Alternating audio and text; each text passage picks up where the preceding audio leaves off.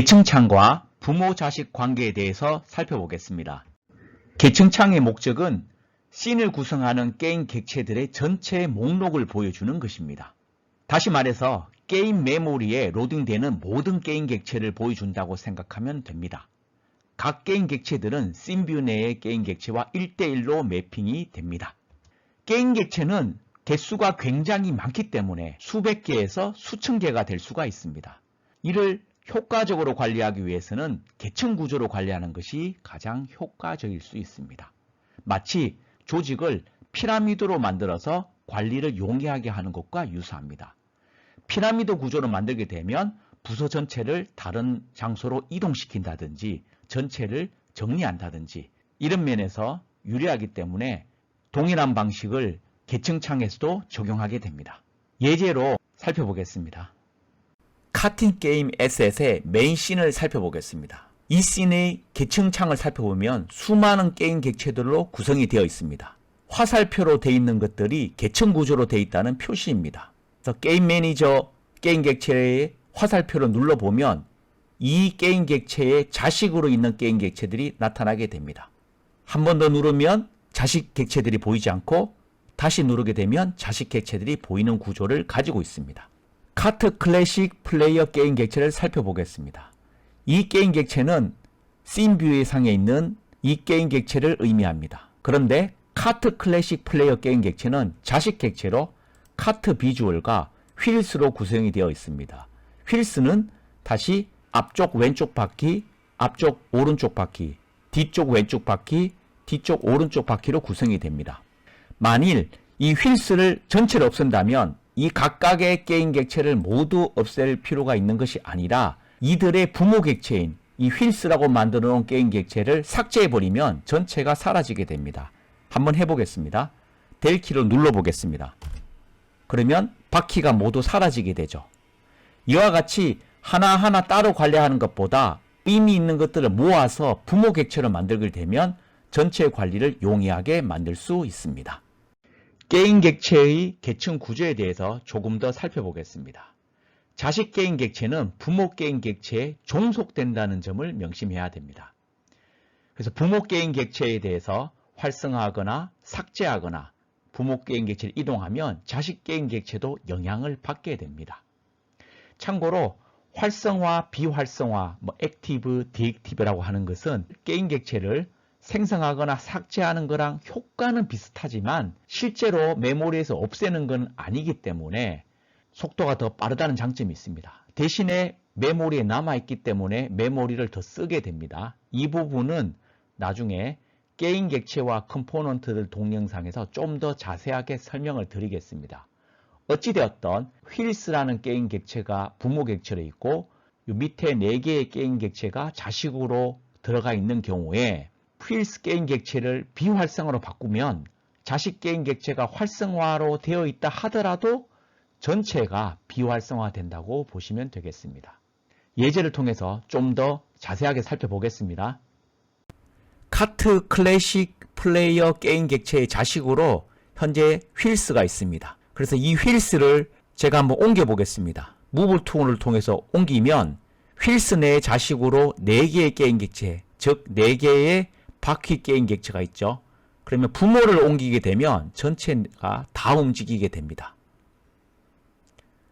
또한 부모 게임 객체를 여기 인스펙트 창을 보시면 휠스 게임 객체의 객체 이름 옆에 체크 표시가 있습니다. 이게 활성화와 비활성화를 나타내는데 요거를 꺼보겠습니다. 체크를 누르게 되면 비활성화가 되는데 이 화면에서 보이는 것들이 이 체크를 끄게 되면 다 안 보이게 됩니다.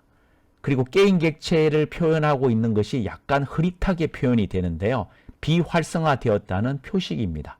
그러면 자식 게임 객체는 활성화가 되어 있지만 부모가 비활성화가 되어 있기 때문에 이 전체가 비활성화된 것이라고 보시면 되겠습니다. 계층 구조를 만드는 방법에 대해서 설명하겠습니다. 게임 객체 A, B가 있을 때 만약 게임 객체 B를 A의 자식으로 만드는 경우를 생각해 보겠습니다. 계층 창에서 게임 객체 B를 선택한 다음에 게임 객체 B를 드래그한 다음에 A한테 드랍을 시키면 B가 A의 자식으로 들어가게 됩니다. 게임 객체 B는 이 자식으로 들어갔기 때문에 게임 객체 A를 중심으로 한 좌표계로 변환이 됩니다. 자세하게 설명을 드리겠습니다. A, B가 서로 부모 자식 관계가 없을 때에는 이 두 게임 객체는 씬뷰의 글로벌 좌표계인 위치로 둘 다 기록이 되어 있습니다.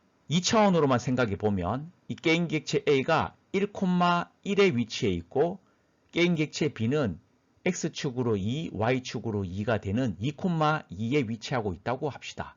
이 게임 객체 B를 A의 자식으로 넣게 되면 이 게임 객체 B는 A 객체를 중심으로 다시 좌표계를 형성한 다음에 A를 중심으로는 한 칸, A를 중심으로 위쪽으로 한 칸, 즉 1,1의 위치에 있게 되죠.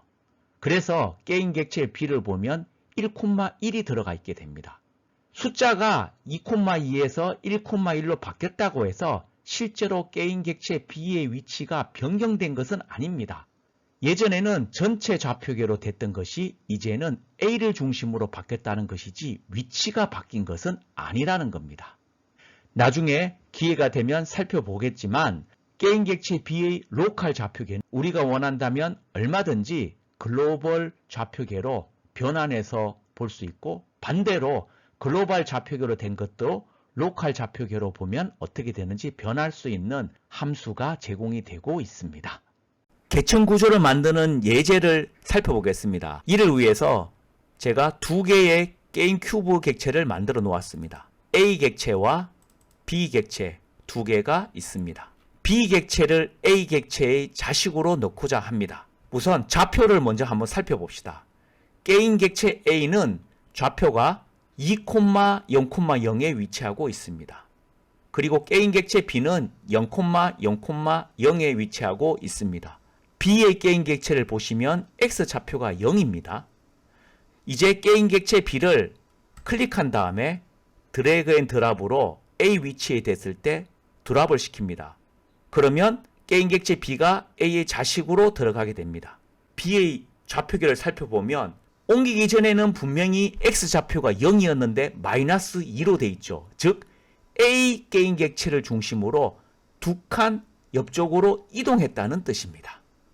계층 구조로 된 게임 객체들의 회전에 대해서 살펴보겠습니다. 두 가지 방식이 존재하는데 센터 기준과 피봇 기준이 존재합니다. 먼저 센터 기준은 계층 구조 내에 게임 객체가 한 개가 아니라 여러 개이기 때문에 전체 게임 객체들을 하나로 보고 그 중심을 기준으로 하는 것입니다. 예를 들어서 카트 클래식 플레이어 게임 객체가 있습니다. 이 게임 객체는 자식으로 여러 것들이 있는데 카트 비줄과 휠스 등 이와 같이 수많은 게임 객체로 포함되어 있습니다. 이 경우에 센터 기준은 게임 객체 전체 공간을 하나로 봤을 때 그 가장 중심이 되는, 즉 2포인트를 기준으로 회전시킬 수 있도록 하는 방식입니다. 다른 방식으로는 피봇 기준을 하는 것이 있습니다. 이것은 현재 이 전체 게임 객체의 부모 객체가 카트 클래식 플레이어 객체인데 이 객체의 위치한 포지션은 지금 2포인트입니다. 그래서 2포인트를 기준으로 회전을 시키는 것입니다. 이게 피봇이 되는 거죠. 그래서 이 피봇을 기준으로 회전을 시키는 것이 피봇 기준이 되겠습니다. 이그젬플로 다시 살펴보겠습니다. 카트 클래식 플레이어 게임 객체입니다. 현재 센터로 되어 있는데 회전 도구를 선택합니다. 전체 게임 객체의 중심이 되고 이것을 기반으로 회전하게 됩니다. 이렇게 회전이 가능합니다. 피봇을 중심으로 하게 되면 이렇게 회전하게 됩니다. 오히려 더 현장감 있죠? 밑에 게임 화면을 보시면 이를 기반으로 회전을 하면 훨씬 더 현장감이 있습니다. 만약에 센터를 중심으로 회전하게 되면 도로와 맞닿아 있는데 좀 이상하게 회전하게 되는 것이죠.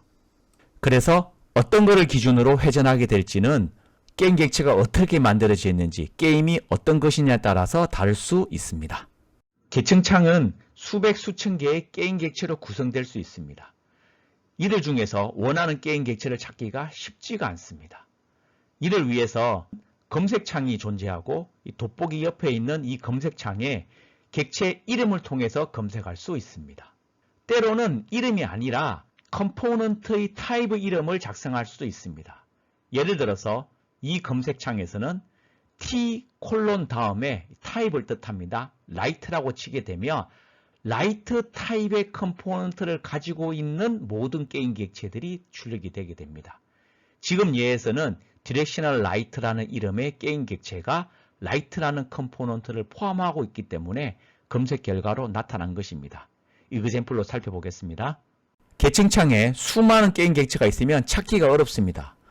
게다가 계층 구조를 가지고 있기 때문에 만약에 계층 구조를 안 보이게 만들어 버리면 우리가 어디에 원하는 게임 객체가 있는지 찾기가 굉장히 어렵습니다. 눈으로는 몇 개 안 되는 것처럼 보여도 이 내부에 계층 구조로 들어가면 많은 게임 객체들이 있게 되는 것이죠. 검색창에서 만약에 메인이라고 치면 메인이라는 이름이 들어가 있는 모든 게임 객체가 출력이 되게 됩니다. 대소문자 구분은 하지 않습니다. 그런데 타입으로 검색할 수도 있습니다. T 콜론 다음에 라이트라고 하게 되면 이 디렉셔널 라이트 게임 객체를 보면 여기 컴포넌트로 트랜스폼이라는 것도 있고 라이트라는 것도 있는데 이 라이트를 포함하고 있기 때문에 이 검색 결과에 노출된 것입니다. 요약해 보겠습니다. 계층창과 부모자식 관계에서 계층 구조를 만드는 방법을 소개해 드렸고 부모와 자식 간에 어떤 관계가 있는지 어떤 효과가 있는지에 대해서 말씀을 드렸습니다. 부모 객체를 조작을 하면 이동한다든지 확대하든지 회전하면 자식 객체는 그 부모 객체의 속성을 종속받게 됩니다. 그리고 계층 구조에서는 수많은 객체로부터 원하는 게임 객체를 찾을 수 있는 검색 방법이 존재함을 말씀을 드렸습니다. 이름으로 찾을 수 있고 타입으로도 가능합니다.